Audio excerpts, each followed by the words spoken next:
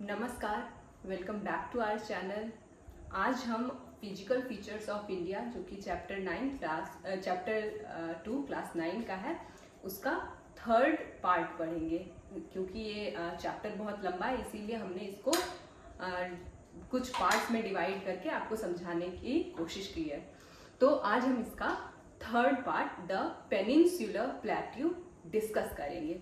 अब peninsular plateau क्या है, इसको जब आप मैप पे प्रॉपरली देखोगे, क्योंकि ये बहुत ही थ्योरेटिकल है, तो बस आप इसको रीड आउट करके अगर समझने की कोशिश करोगे या याद रखने की कोशिश करोगे तो वो बहुत मुश्किल होगा। इसके लिए आपको मैप देखना होगा, और मैप जैसे जैसे आप देखेंगे, जितनी बार देखेंगे उतनी अच्छे तरीके से आपको याद होगा।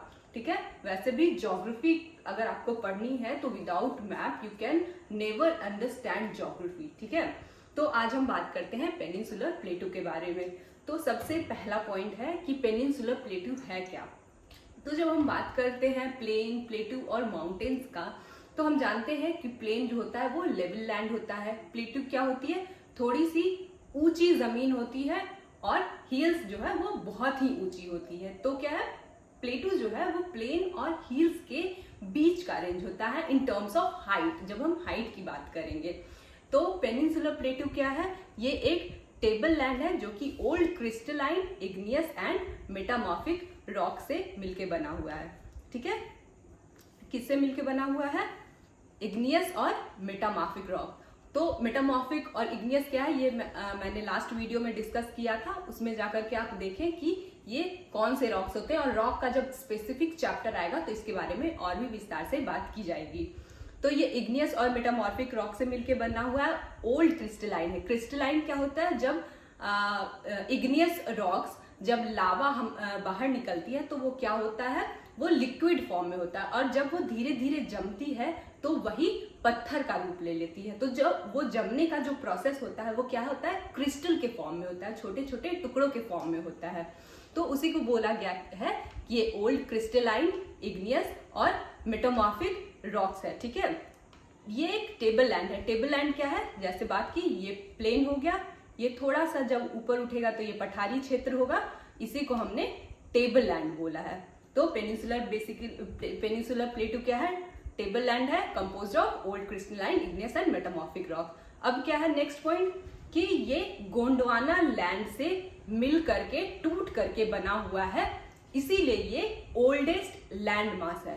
तो जब हम बात करते हैं अर्थ के ओरिजिन की, या अर्थ कैसे बना था, तो अर्थ शुरू में पूरा एक आइलैंड था। ठीक है, जिसे हम पैंजिया कहते थे। ये पैंजिया, ये एक पूरा एक आइलैंड था, लैंड सरफेस था, और ये चारों तरफ वाटर से घिरा हुआ था, जिसे हम पैंथला बोलते थे। इसको हम और आगे डिस्कस करेंगे। तो बेसिकली ये पैंजिया क्या हुआ, दो भागों में विभाजित हो गया। एक को कहा गया अंगारा लैंड, एक को कहा गया गोंडवाना लैंड। तो जो ये हमारा पेनिनसुलर प्लेटू है वो गोंडवाना लैंड का हिस्सा है, जो कि सबसे पुरानी लैंड मास है। ठीक है। और इसमें क्या है, इसमें चौड़ी और सैलो वैलीज हैं और राउंडेड हिल्स हैं। ठीक है। तो ये क्या है, ये चौड़ा है, सैलो वैली है, और इसमें राउंडेड हिल्स है। राउंडेड हिल्स क्यों है, क्योंकि इसमें बहुत ज्यादा इरोजन हुआ है। इसके बारे में हम आगे डिस्कस करेंगे। हिल्स क्या होती हैं, वो पॉइंटेड होती है। जनरली जो यंग फोल्डेड माउंटेन्स आप देखेंगे उसका क्या होता है, टॉप बहुत पॉइंटेड होता है। लेकिन ये क्या है, ये राउंडेड हिल है, क्योंकि यहाँ पे बहुत टाइम से, क्योंकि ये पुराना है तो बहुत टाइम से इसमें इरोजन हुआ है, और इरोजन होने के कारण इसका जो ऊपरी हिस्सा है वो क्या हो गया है, गोल हो गया है। ठीक है, गोलाकार हो गया है। अब इसका जो हमारा पेनिनसुलर प्लेटू है, आगे मैप में देखेंगे, वो दो हिस्सों में बटा हुआ है, सेंट्रल हाईलैंड और डेक्कन प्लेटू। ठीक है। तो peninsular plateau as a whole कहते हैं, पूरे को हम पेनिनसुलर प्लेटू कहते हैं, और ये दो हिस्सों में मिलकर बना हुआ है। एक है डेक्कन प्लेटू, नीचे वाला पार्ट है डेक्कन प्लेटू, और ऊपर वाला पार्ट है सेंट्रल हाईलैंड। जब हम इस मैप में देखते हैं तो हम देखेंगे कि ये जो पूरा पार्ट है, ये जो आपका पूरा एरिया दिख रहा है, ये क्या है, ये पेनिनसुलर प्लेटू है, और ये ऊपर वाला भाग सेंट्रल हाईलैंड है, और ये डेक्कन प्लेटू है। फिर इसी में डिफरेंट डिफरेंट आपके माउंटेन रेंजेस हैं। ठीक है। तो ये हम समझ गए कि पेनिनसुलर प्लेटू का दो पार्ट है। ठीक है। और एक इसका डिस्टिंक्ट फीचर क्या है कि ये जो पेनिनसुलर प्लेटू है आपका वो किससे मिलकर बना हुआ है? ब्लैक सॉइल से, ठीक है। इसकी सॉइल कैसी है? ब्लैक सॉइल है, ठीक है। ये क्यों हुआ है? तो जैसा कि बताया कि ये लावा से मिलकर के बना हुआ है, तो जो लावा निकला था वही धीरे धीरे फॉर्म होकर के पहले रॉक बना, फिर ये सॉइल बनी, और सॉइल किस फॉर्म में आई?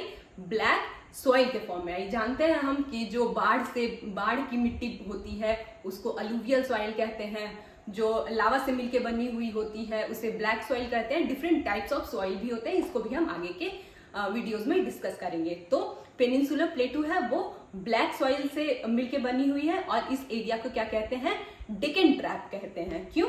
क्योंकि ये वॉल्केनिक ओरिजिन का है और यहाँ की रॉक इसलिए इग्नियस है, इग्नियस रॉक्स हैं, ठीक है। तो क्या हुआ है? बता चुकी मैं कि जब ये इग्नियस रॉक्स बने, लावा निकला, इग्नियस रॉक्स बने, और वही धीरे धीरे इरोड होकर के जब उनमें इरोजन हुआ तो वो ब्लैक सॉइल बन गई, ठीक है।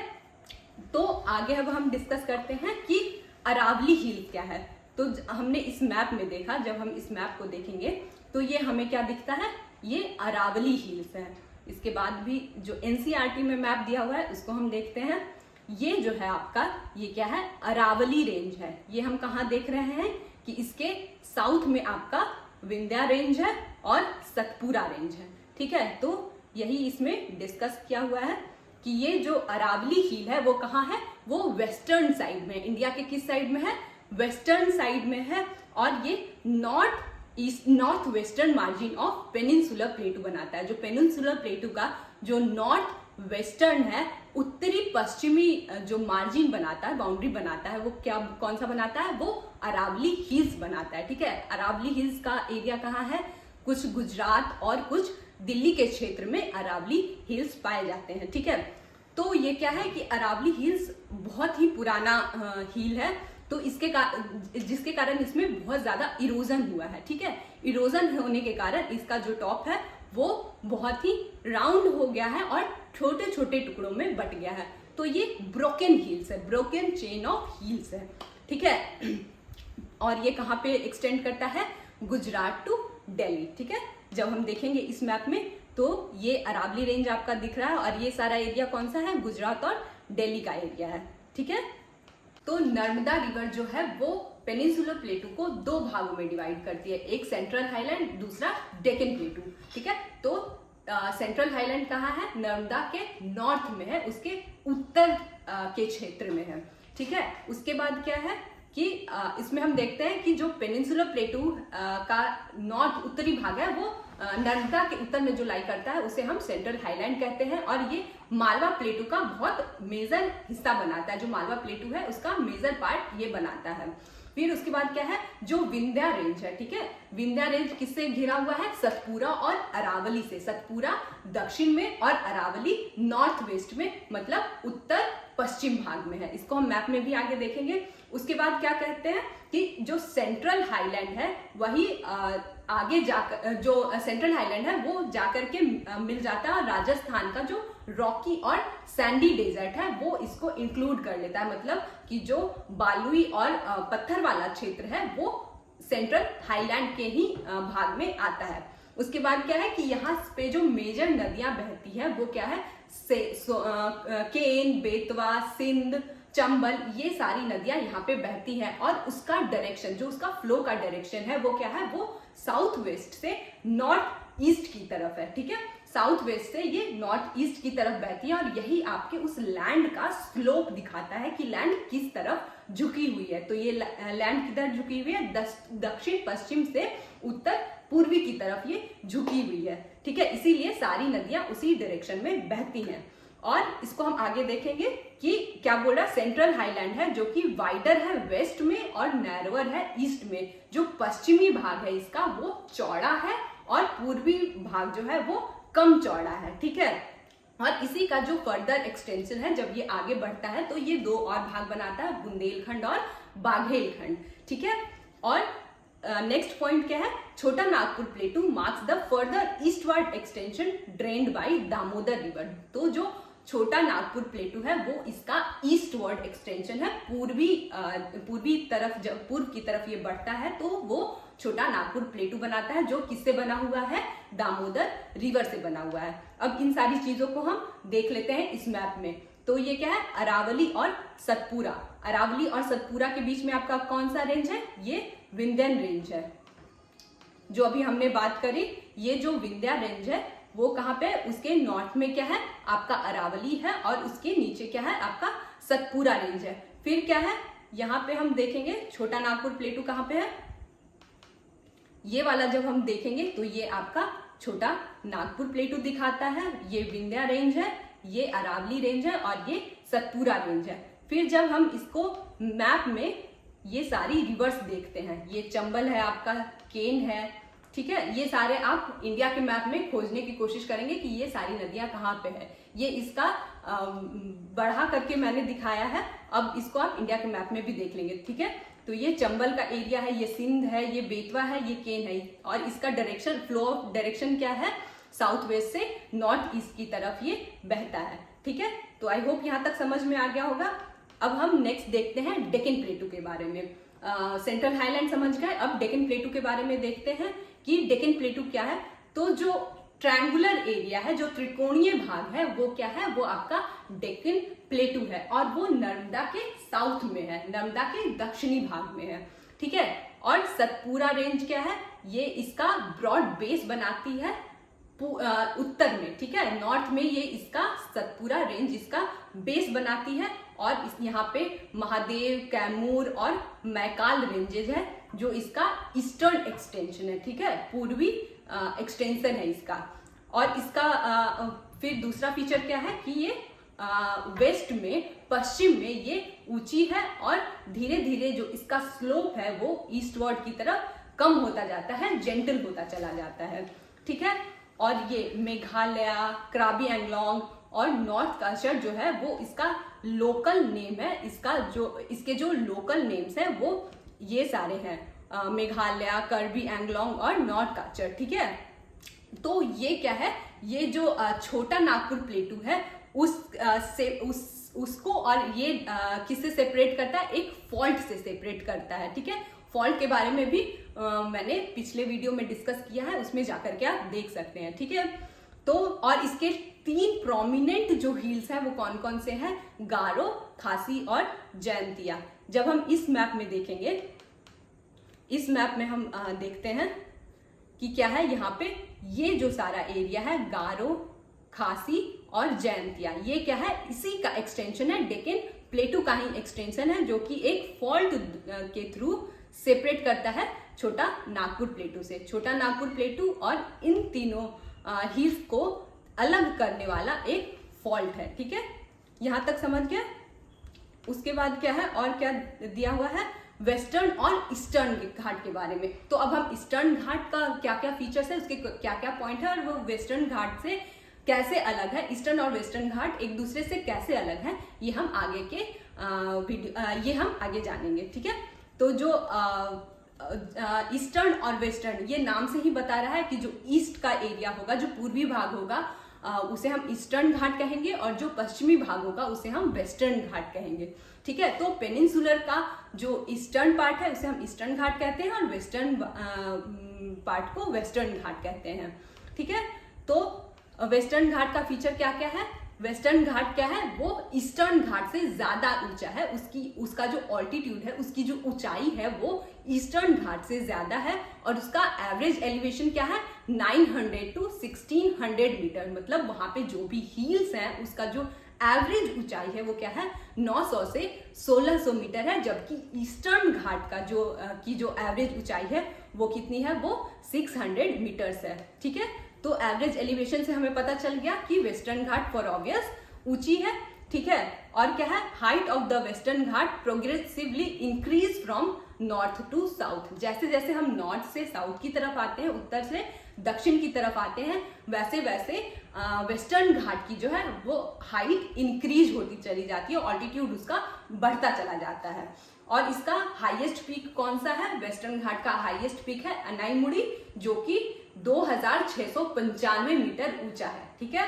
और दूसरा कौन सा है, डोडा बेटा, जो कि 2637 मीटर है। डोडा बेटा कहाँ है? नीलगिरी हिल्स पे है, ठीक है। डोडा बेटा जो है हाईएस्ट पीक ऑफ नीलगिरी ही है, ठीक है। और वेस्टर्न घाट में जो भी ऑरोग्राफिक रेन होती है, मतलब ऑरोग्राफिक रेन का मतलब क्या हुआ, जब क्लाउड जो होता है, जो बादल होता है जिसमें मॉइस्चर होती है, पानी होती है, वो जब आती है बह करके, तो पश्चिमी क्षेत्र में जब ये पहुंचती है, तो ऊंचे पहाड़ होने के कारण क्या होता है, इसको बहने के लिए, फ्लो करने के लिए स्पेस नहीं मिलता, और ये पहाड़ से टकराकर इसका सारा मॉइस्चर वहां पे गिर जाता है in the form of rain, वर्षा के रूप में वहां पे सारे क्लाउड से बारिश हो जाती है, तो उसी को हम ऑरोग्राफिक रेन कहते हैं, जो कि पहाड़ों के कारण होता है। तो वेस्टर्न घाट में ऑरोग्राफिक रेन होती है इन्हीं हील्स की वजह से, ठीक है। अब ईस्टर्न घाट का हम देखते हैं फीचर्स। ये क्या है, ये महानदी वैली से इसका स्ट्रेच क्या है, इसका विस्तारांतरण कहाँ तक है, महानदी वैली से नीलगिरी तक, ठीक है। नीलगिरी जो कि दक्षिण में है, और इसका एवरेज एलिवेशन हमने देख लिया। महेंद्रगिरी जो है इसकी हाईएस्ट पीक है, जिसका की हाइट है 1501 मीटर, ठीक है। 1501 मीटर है महेंद्रगिरी की हाइट, और ये सबसे ऊंची पीक है किसकी, ईस्टर्न घाट की। फिर यहाँ पे क्या है, सेवरॉय हिल है, जवाड़ी हिल्स है, जो कि साउथ ईस्ट में लोकेटेड है, ठीक है। इसके दक्षिणी क्षेत्र में, दक्षिणी पूर्वी क्षेत्र में ये लोकेटेड है। और क्या है, ये डिसकंटिन्यूअस और इरेग्युलर है। इसका जो ईस्टर्न घाट है वो कंटिन्यूअस नहीं है, लगातार नहीं है, ये डिसकंटिन्यू होती है, टूट टूट करके बनी हुई है। और ये इसकी जो भी नदियां हैं वो क्या, कहाँ पे बहती हैं, वो बे ऑफ बंगाल में बहती हैं, ठीक है। इस मैप में जब हम देखेंगे तो हमें दिख जाएगा, ये जो है आपका क्या है, ईस्टर्न घाट है, और ये जो है आपका वेस्टर्न घाट है। यहाँ पे बे ऑफ बंगाल है, तो यहाँ से जो भी नदियां बहकर जाती है वो ईस्टर्न घाट की जो भी नदियां बहती है वो बे ऑफ बंगाल में ड्रेन करती है। इसकी ऊंचाई, एवरेज ऊंचाई ज्यादा है, इसकी एवरेज ऊंचाई कम है, ठीक है। यहाँ का हाईएस्ट पीक कौन सा है, अनाईमुड़ी और डोडा बेटा। यहाँ का कौन सा है, महेंद्रगिरी। तो ये कुछ पॉइंट्स आपको याद करने लायक पॉइंट्स है। और हम एक मैप में देखते हैं, ये उदमंगलम, जिसको कि हम ऊटी कहते हैं, वो कहाँ पे लोकेटेड है, इसका लोकेशन आप देख लीजिएगा। एनसीईआरटी में जब आप पढ़ेंगे तो इसका लोकेशन दिया हुआ है, वो आप देख लेंगे मैप में। ये यहाँ लोकेटेड है तमिलनाडु के पास, ठीक है। जो डोडा बेटा पीक है वो ऊटी के पास ही लोकेटेड है। उसके बाद यहाँ पे जो घाट्स हैं, जो वेस्टर्न घाट में जो 3 पासेज हैं, वो क्या है, ताल घाट, भोर घाट और पाल घाट। ये कहाँ कहाँ पे लोकेटेड है, वो आप स्टेट का नाम देखेंगे, महाराष्ट्र, तमिलनाडु, ये सारे आप लोकेशन एग्जैक्टली देख लेंगे। तो ये आपका पेनिनसुलर प्लेटू जो कि 3rd पार्ट था, ये खत्म हो गया है। और बाकी जो भी बचे हुए टॉपिक्स हैं, आइलैंड्स हैं, ये सारे आपका पार्ट 4 में डिस्कस किया जाएगा। तब तक के लिए हमारे वीडियो को देखते रहें, लाइक करें, शेयर करें और हमारे चैनल को सब्सक्राइब करें। नमस्कार।